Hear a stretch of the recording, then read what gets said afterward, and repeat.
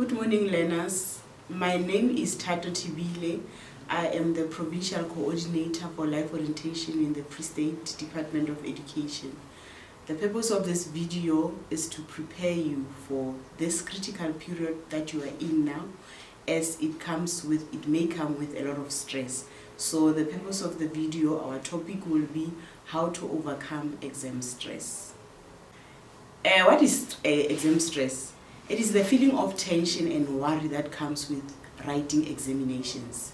It can both be positive or negative, depending on how you feel about the particular situation. It's good, it's normal, because exams are nerve-wracking.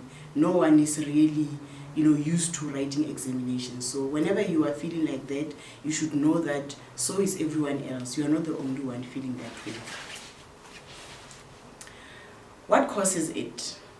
Often it is fear of failure. Why you would be stressed and anxious is because you fear disappointing your parents, family members, your school, the department, because there are a lot of expectations on you guys each year when you are in grade 12. So that can cause you to stress. And sometimes you stress because you don't know what to expect in the examination, because they always come with their own uncertainty. Sometimes you stress because you need particular results for whatever career that you envisage or that you have applied for.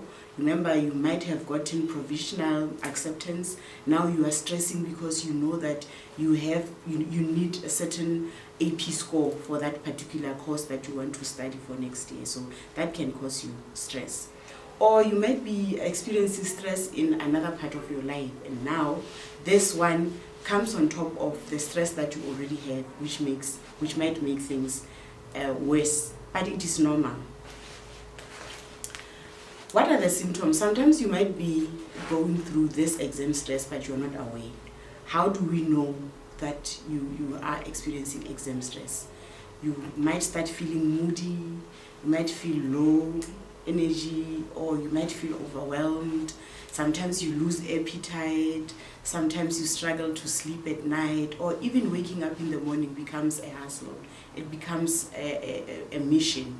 You always tired, and you don't have motivation even to study for your next stress. You have tense muscles, you start experiencing headaches, you have sweaty hands, clammy hands, you have butterflies in your stomach, or sometimes you feel that you have like a fast heartbeat, or you feel sick for some reason, So that's when you know that you have exam stress. Now, how do we overcome it? It's always good to know that these are the symptoms, but you might get frustrated if you don't know now, how do I get rid of this emotion, this stress? Much as I said, it is quite normal sometimes. First of all, you must be prepared, right? So you make sure that at home you have a quiet place, which is now your study area. Because changing places every now and then, like I have said previously, might cause you stress. So if you know that this is your spot where you study, it can help you to overcome the stress. Also make sure that you know what this exam that you are preparing for, what does it involve, what does it entail.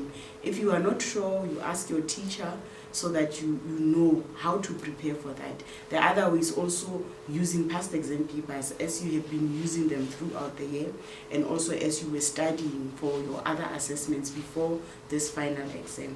So even now, you still need to refer and check the past papers out and see what to expect. It will help you with what to expect in that particular exam. And as you are preparing yourself, remember you need to take breaks in between subjects. You don't study one subject after the other like that. You stick to your timetable. Today you are studying for whatever subject that you are writing tomorrow. But sometimes you find that the subject that you are studying tomorrow, it's not that much of a challenge to you. For an example, you might find that you are studying, you are writing composition, maybe it's like paper 1 or paper 3, it's this part of the examination in a language where you only do like composition writing and all, but after that day you are writing a content subject, for an example. So you need to pace your time out nicely so that you still prepare for this one of tomorrow, which doesn't need that much of studying, but you study for the other next one that you know that it requires a lot of time. The other thing is you've got to be very careful of what you eat as well.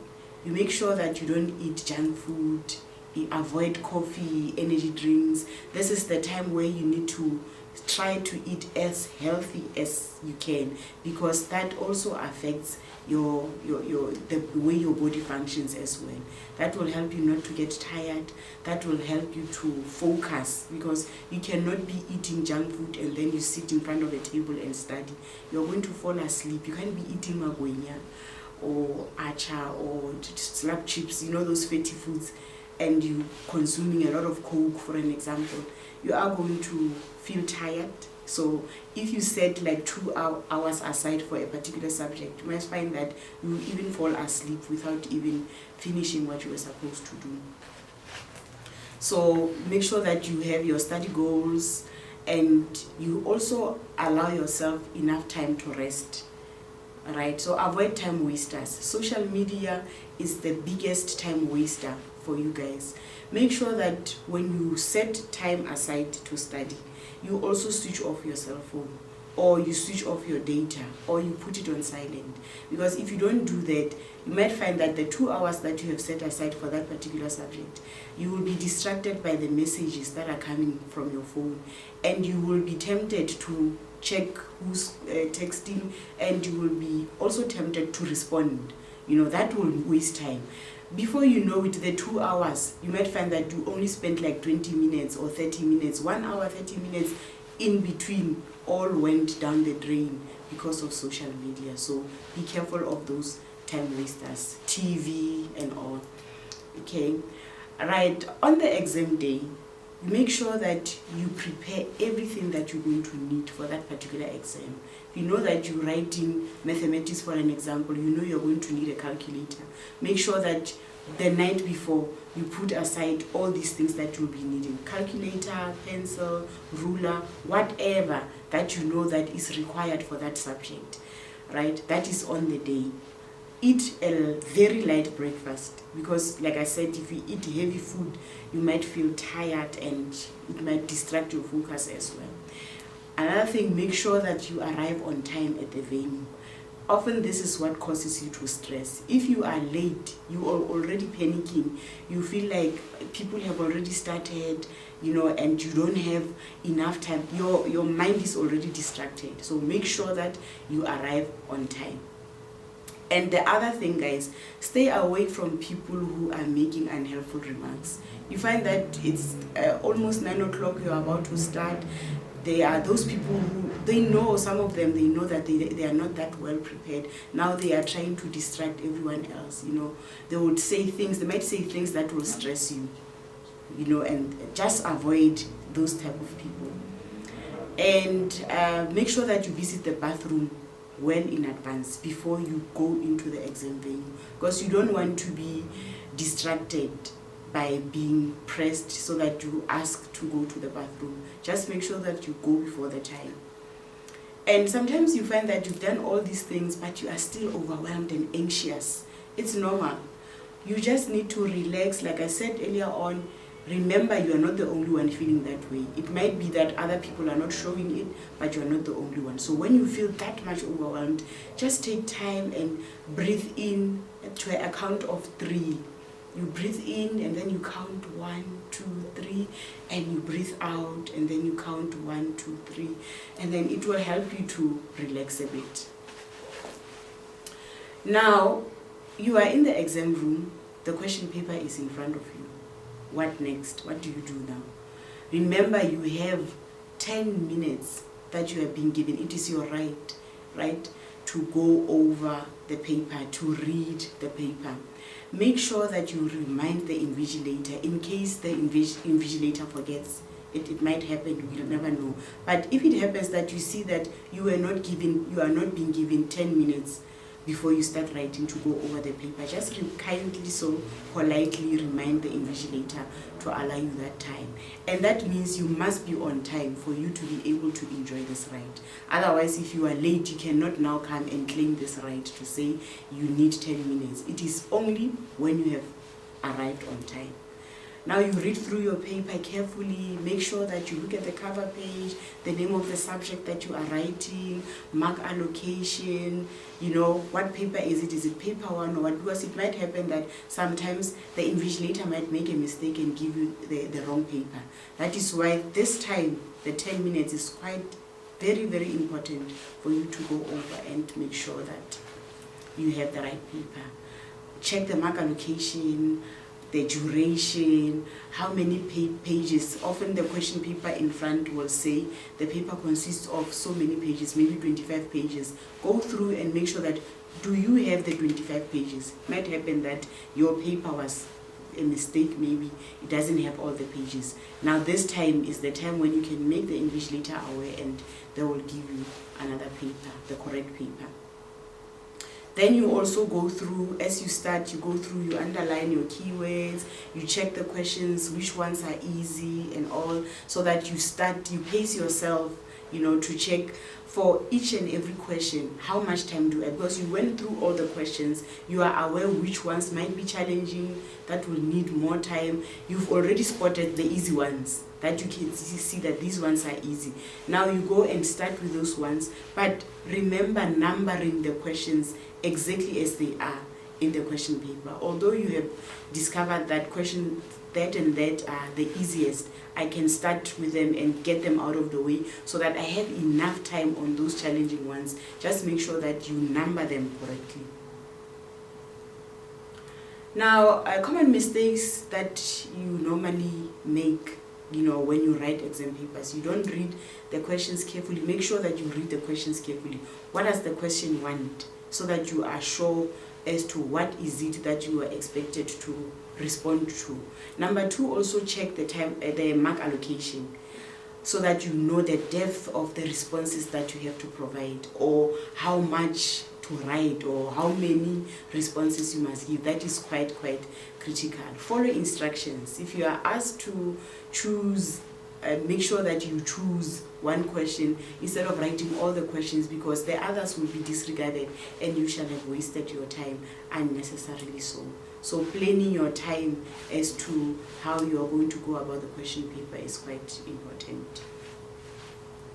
The other thing, don't overgeneralize on, if a question is asking a particular topic and you feel like you know much about that topic, don't overgeneralize. Stick to what the question is asking so that you can scoop those marks. Otherwise you might lose. You might find that you have written so much but unnecessary information that was needed only because you got overwhelmed. You got carried away by the topic itself, and then you said more than what you were asked, even not what you were asked, although it is related to the question. The other thing is, do not answer what you have expected, what you were expecting, the question that you were expecting. Sometimes when using past exam papers, remember that the questions will not be asked exactly as they are in those past papers. It would be tweaked somehow maybe. So make sure that when you respond, you don't respond with the hope that this is that question that I saw on the previous paper. Focus on what the question is asking at that point in time. And don't rush.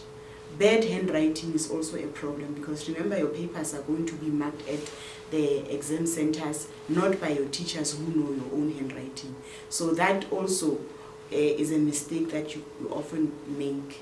Bad handwriting, such that the person who's going to mark will be struggling to read your paper, and it's time consuming. Remember, they have stacks and stacks of papers to scripts to mark, so they're not going to waste time on your script trying to figure out what is it that you were trying to write. Make sure that your handwriting is as legible as possible. And then in conclusion, guys, remember, it is about the strategy of you striving to scoop every mark that you are able to scoop, right? And be consistent. Consistency now is going to be key for you. Remember, it is just a short period now. Before you know it, you will be done with your grade 12 exam. Then it will be time for Christmas. You have enough time for other less important things. And again, don't feel like if you feel like you did not do well in a particular paper, don't be discouraged and you start slacking down now and you are not consistent. Remember that there are other papers that are coming. Just tell yourself that, okay, it might be that I didn't do that well in that paper, but make sure that you can make up on the other papers that are coming. So that is what I wanted to share with you today, and I wish you all the best. Remember that the matric certificate is the most important certificate, because even after this year, whether you will be doing whatever course that you will be studying after matric, when you start applying for employment, the first certificate, when the requirement says academic qualifications, the first certificate that will be required for you to produce is your matric certificate. It doesn't matter if at that point in time you shall have acquired your master's degrees, your PhDs, but academic qualifications starts with a grade 12 certificate. So make sure that you give it all your best so that you will remain forever proud of what you shall have produced. So all the best. I thank you.